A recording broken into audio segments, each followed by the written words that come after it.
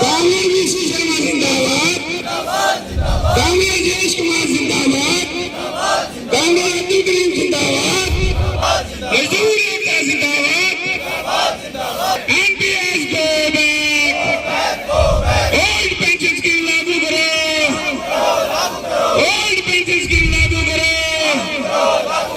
नई पेंशन नहीं चलेगी, नई पेंशन नहीं चलेगी, पुरानी पेंशन देना होगा, नई पेंशन नहीं चलेगी, पुरानी पेंशन।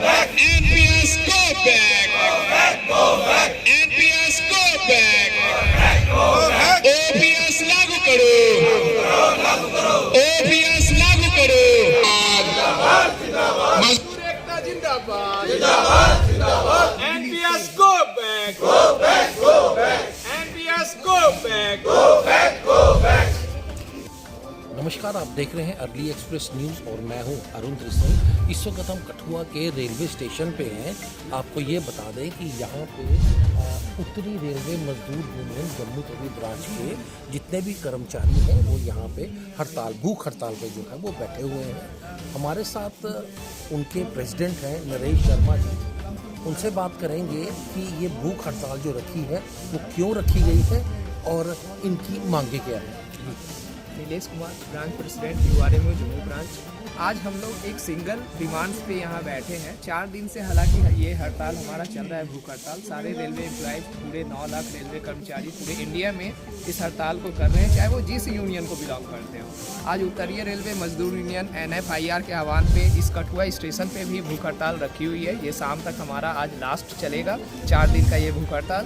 और इसमें एक ही सिंगल डिमांड है कि NPS को जो नई पेंशन स्कीम 2004 में लाई थी भारत सरकार ने, इसे हटाना है और पुरानी पेंशन व्यवस्था जो था उसे फिर से बहाल करना है, क्योंकि पुरानी पेंशन व्यवस्था बहुत ही अच्छी थी और उससे हमारा परिवार सुरक्षित रहता है। जो हम 35 साल 40 साल की नौकरी करते हैं, उसके बाद जब हम रिटायर होते हैं, जो हम अपनी जवानी देश को देते हैं, अब बुढ़ापे में यदि हमें उसका फल ना मिले तो ये बहुत ही शर्म की बात है। क्योंकि जो भी बंदे आज NPS में रिटायर हो रहे हैं उन्हें मात्र 500, किसी को 600, किसी को 2000 तक, मैक्सिमम 2000 तक, 3000 तक, इससे ज़्यादा नहीं जाता उसमें।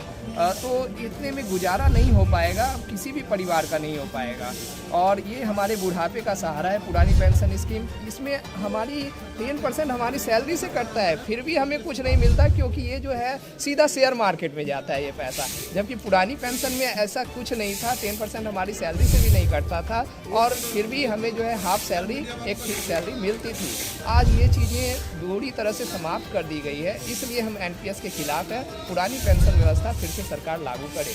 अच्छा, ये कब से बंद है जो आपकी पेंशन?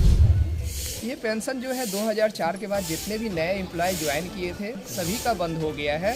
और जितने भी अभी भी ज्वाइन कर रहे हैं, जितने युवा आज के डेट में भी सरकारी नौकरी पाएंगे, उनका भी बंद है। और खुद देखिए ना, MLA MP खुद ले रहे हैं। ऐसा नहीं है वो एक दिन के लिए भी MLA बन जाते हैं ना, उनकी बन जाती है। 4 जगह से वो बन गए, विधान परिषद, विधानसभा या लोकसभा, जहाँ से भी बन गए, तो 4 जगह से उन्हें पेंशन बनती है।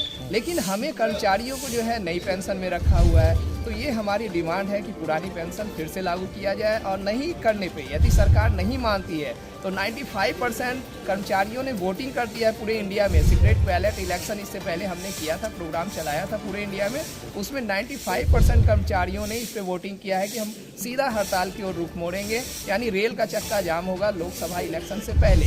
यदि सरकार चाहती है ऐसा नहीं हो, किसी को कोई परेशानी नहीं हो, तो जल्द से जल्द हमें पुरानी व्यवस्था में दे दें। तो आपने सुना, इनकी ये मांग है कि NPS को जो है वो ख़त्म किया जाए और OPS को जो है लागू किया जाए। हमारे साथ और भी कर्मचारी हैं रेलवे के, उनसे बात करते हैं। क्या कहना है आपका? NPS को OPS क्यों नहीं आ रही? सर, ऐसा है कि जो केंद्र सरकार 2004 में जो NPS लागू किया था, 2004 के बाद जितने भी युवा साथी आ रहे हैं उनको न्यू पेंशन स्कीम अगेंस्ट रखा जा रहा है। उसमें पेंशन की गारंटी नहीं है कि उनको पेंशन मिलेगी, क्योंकि जो उनका पैसा कंट्रीब्यूशन जाता है वो एज ए शेयर मार्केट में लग जाता है।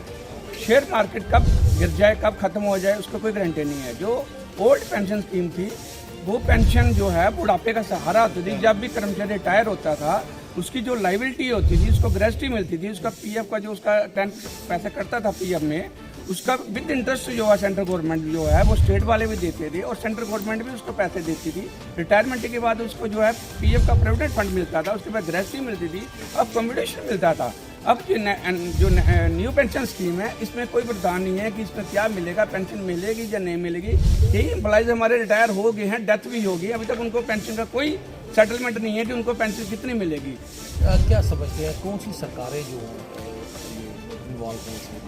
देखिए, ये तो सेंट्रल गवर्नमेंट ने 2004 में जो बीजेपी की सरकार थी उन्होंने ये लागू किया था। हम तो जब हमारी जो उत्तरी रेल मजदूर यूनियन या national federation of Indian railway जो है, हमने ये मोटो बनाया कि जो नेक्स्ट इलेक्शन आएगा सारे जो रेल कर्मचारी हैं उनका परिवार है, जो स्टेट की जो हम इस आपके मीडिया के द्वारा उनको ये बताना चाहते हैं कि स्टेट के एम्प्लॉइज भी जो एनपीएस में हैं वो भी एक फंडा बनाएं कि जो भी सरकार है, हम नहीं कहते कि कांग्रेस या बीजेपी, जिसकी भी सरकार हमें जो है ओपीएस लागू करेगी या ओपीएस का अपने उसमें फ्रैक्चर में रखेगी, हम सभी रेलवे कर्मचारी, उनका परिवार और स्टेट के जितने भी कर्मचारी हैं वो भी उनको ही वोट देंगे जो हमारे लिए ओपीएस लेके आएगा, ओल्ड पेंशन स्कीम हमें देगा, जो हमारे बच्चों के लिए सिक्योर है। जो हमारे नौजवान बच्चे हैं आज जो 30 साल की सर्विस करता है उसको भी जो है एक 10,000 रुपया या 20,000 रुपये प्राइवेट एजेंसियां रख रही हैं, प्राइवेट रेल में चल रहा है। हमारा 3 महीने का जो है डीए जो है डियरेंस अलाउंस फ्रीज कर रखा है, जबकि कोरोना के काल में सबसे ज़्यादा जो है मेडिकल डिपार्टमेंट और रेलवे डिपार्टमेंट ने पब्लिक की सेवा की है, पब्लिक को पूरा जो भी मटेरियल था लोड के थ्रू भिजवाया है और हमारे कुछ साथी उसमें बेचारे शहीद भी हुए हैं। देखिए, रेलवे डिपार्टमेंट एक बहुत बड़ा डिपार्टमेंट है ये सेंट्रल गवर्नमेंट के लिए और इसकी जो इनकम है वो सबसे ज़्यादा है और हमने देखा कि कुछ स्टेटों में जो है ओपीएस लागू कर दी गई है, परंतु सेंट्रल गवर्नमेंट इस पर ध्यान नहीं दे रही। हमारी आपके द्वारा हम यही चाहते हैं मीडिया के द्वारा जी हमारी आवाज़ बुलंद करें कि जो भी है जो ओल्ड पेंशन स्कीम है ये लागू की जाए, न्यू पेंशन स्कीम है बच्चों के साथ खिलवाड़ हो रहा है उसको बंद किया जाए। तो आपने सुना इनका ये कहना है कि ओल्ड पेंशन स्कीम को जो है लागू किया जाए और एनपीएस को जो है खत्म किया जाए। आप हमें ये बताइए कि ये हड़ताल जो है ये कहाँ पे इस समय चल रही है? ये साथियों, ये हमारी हड़ताल जो है 8 तारीख को उधमपुर में शुरू हुई थी, 9 तारीख को कटरा में थी, 10 तारीख को हमने जम्मू में की, 11 तारीख को आज हमारी जो है कठुआ में है। बाकी ऑल ओवर हिंदुस्तान में, पूरे हिंदुस्तान में जहाँ हमारी फेडरेशन है एनएफआईआर की और यूआरएम की जो हमारी यूनियन है, ये हर स्टेशन पे कर रही हैं, जगह जगह कर रही हैं, पूरे हिंदुस्तान में कर रही हैं। अच्छा, अगर आपकी मांगें पूरी नहीं की जाती तो आप लोगों ने क्या फैसला किया? इसमें जो हमें ऊपर से आदेश होंगे, जो एनएफआईआर के आदेश होंगे, जो हमारे हेडक्वार्टर के आदेश होंगे, उसी के अनुसार हम आगे काम करेंगे। तो क्या समझते हैं आपकी जो प्राइवेटाइजेशन हो रही है रेलों की, उससे कितना नुकसान जो है आप लोगों को? बड़े भाई देखो, ये एक एम्प्लॉइज़ को नुकसान नहीं है, ये हर एक को नुकसान है, ये आम पब्लिक को बहुत नुकसान है। आम पब्लिक को नौकरी नहीं मिल रही है, हर बंदे को नौकरी मिल रही है। देखिए, नौकरी का हक होता है हर एक इंसान का।